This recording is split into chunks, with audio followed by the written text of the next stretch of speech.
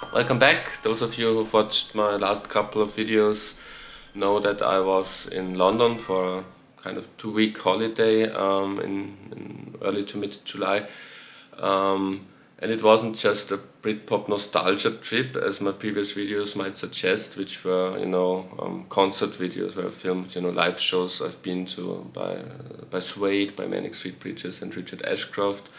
No, I also bought some books and one vinyl, and I want to show them today. But first off, as a book to read during the holiday, I took this with me. It's been on my shelf for like almost a year now, The McCartney Legacy, Volume 1 by Aaron Cosin and Adrian Sinclair. I was a bit hesitant to really start reading this book because I've seen so many reviews on YouTube by fellow Beatle fan channels when this came out, and it seemed to me like this book was like a giveaway to many of those bigger channels, bigger than my channel.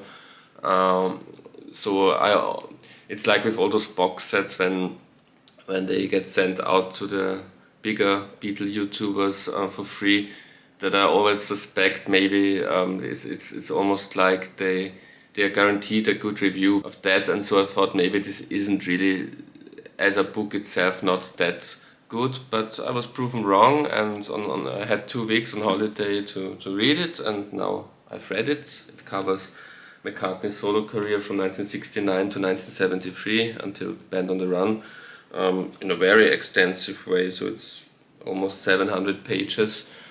And the only other good McCartney biography I had of this period until now was Man on the Run, which is a brilliant book, but this goes in much more depth. So Band on the Run, Man on the Run is like a, I don't know, 200, 300 page book, and it's a great book. But this is so much more, gives you so much more detail. So if you're really if you're a casual fan, Man on the Run is still my recommendation as the best book about Paul McCartney and Wings. But if you're really a nerd, a hardcore fan, then this is a great book to read. But now the things I bought during when I was in England, I was in London and in Liverpool, 1 week London, 1 week Liverpool.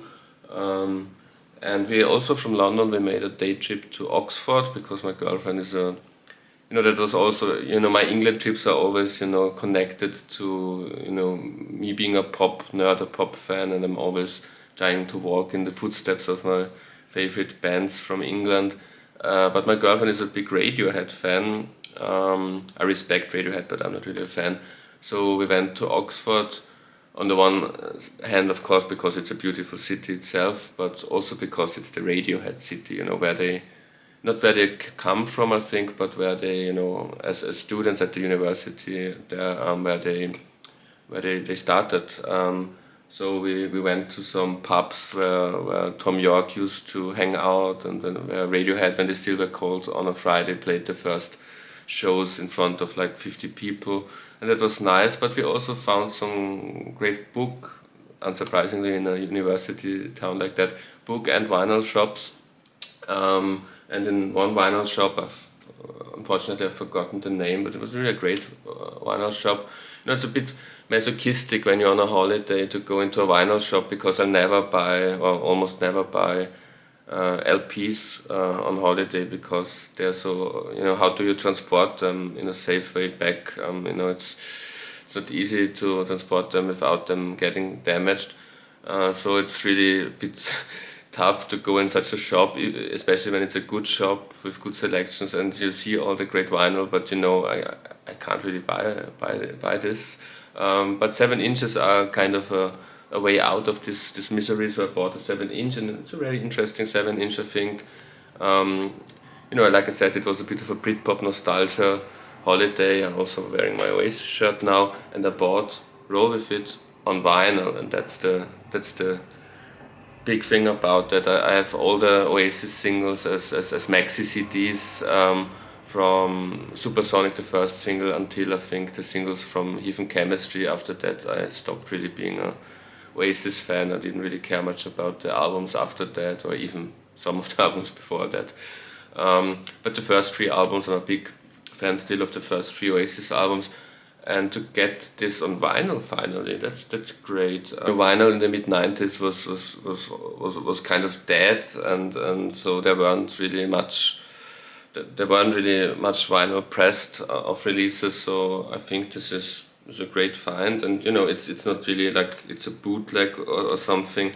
It's an original because it has also this from the 90s, the fan mail thing for the old school newsletter for Oasis fans, and I remember this from when I bought Oasis CDs in the 90s. There was always this card attached, so it's really an original pressing from 1995, and that's a great find in this record shop in Oxford. Also the labels are nice.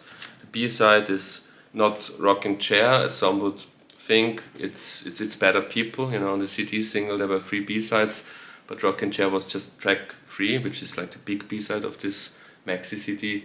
And It's Better People is one of those more forgotten kind of B-sides, but I always liked the song. It's a bit of a second-rate Wonderwall, so I can see why it wasn't really worked out.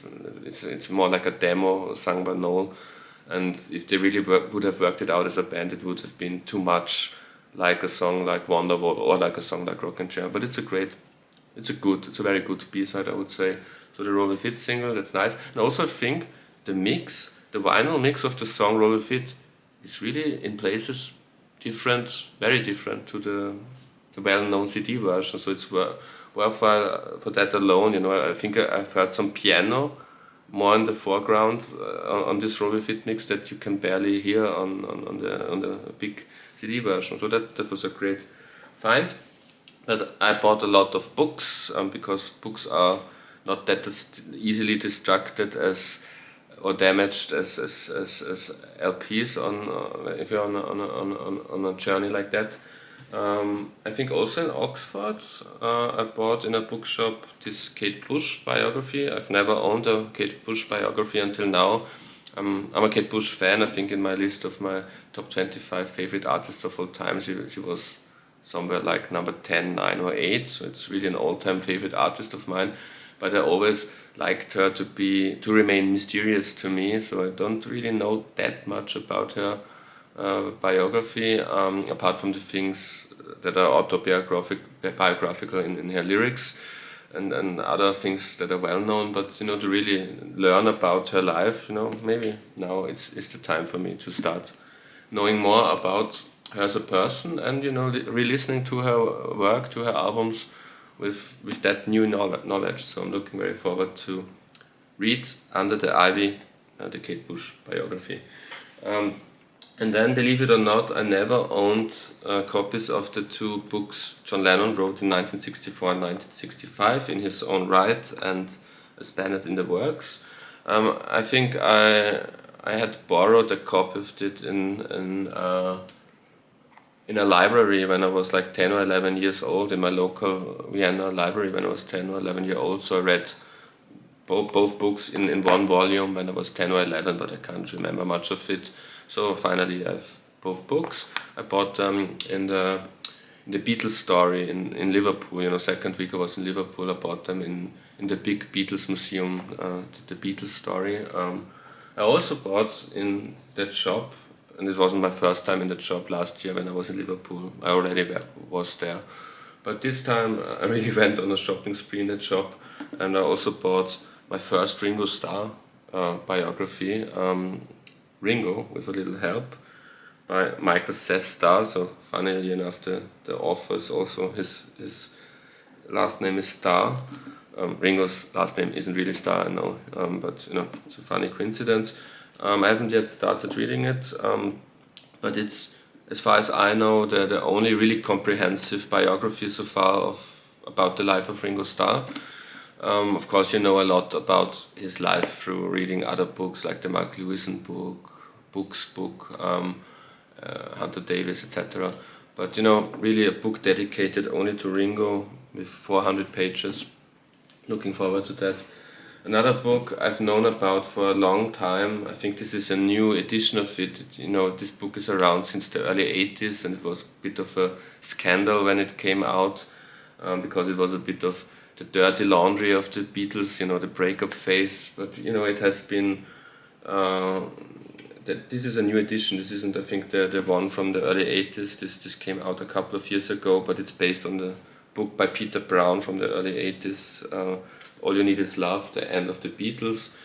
People like Paul McCartney never forgave him for writing that. Peter Brown, of course, was from the inner circle of the Beatles. He even gets name dropped in the song The Ballad of John and Yoko. Peter Brown said, okay, you can make it, okay, you can get to Gibraltar, or whatever the lyrics is. So he was, I think, very much involved with Apple, and also the film side of Apple. And I know many excerpts of this book on YouTube. There's a channel where the lady who owns the channel reads from the book, and many things from that book are quoted in other Beatles biographies, like "You Never Give Me Your Money," and so I'm familiar with, I think, with all the hot content in there. I'm familiar with, but to finally own it and read it, it's great, of course.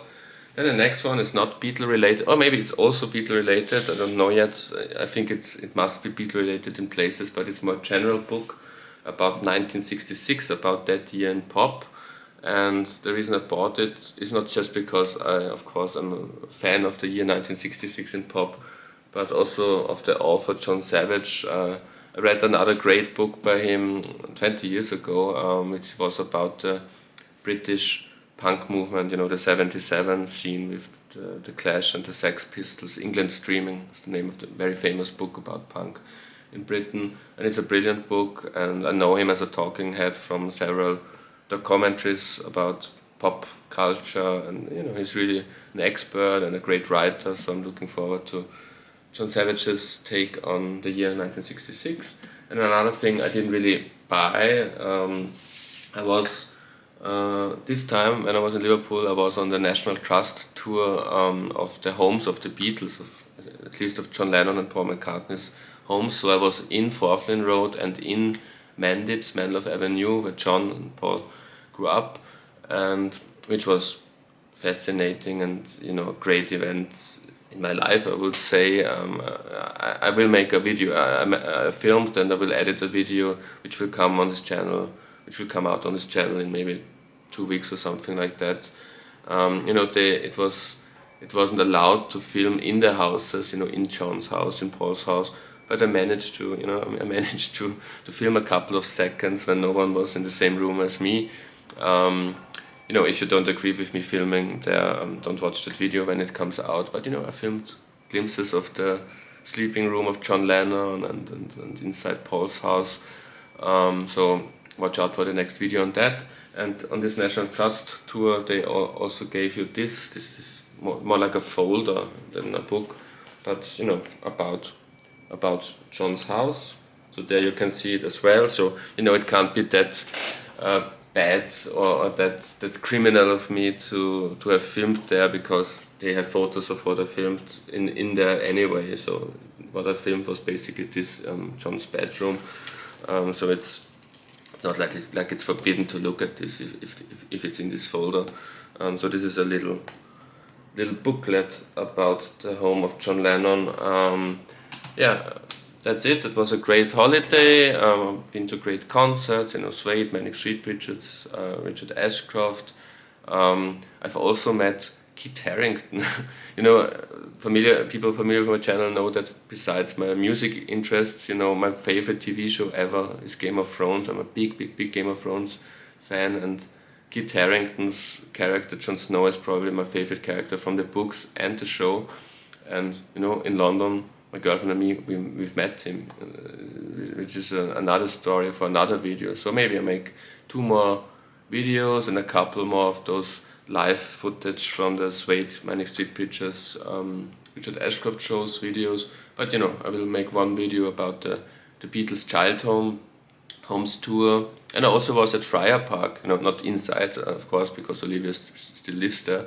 But I went to Henley-on-Thames, where George lived, and where I was at the gates of Friar Park. So we'll make a video of the homes of the Beatles that I visited, and I will make a video more in general, also about me meeting Kit Harington and Jon Snow. So this will be the next videos. Thank you very much for watching. Until next time, goodbye.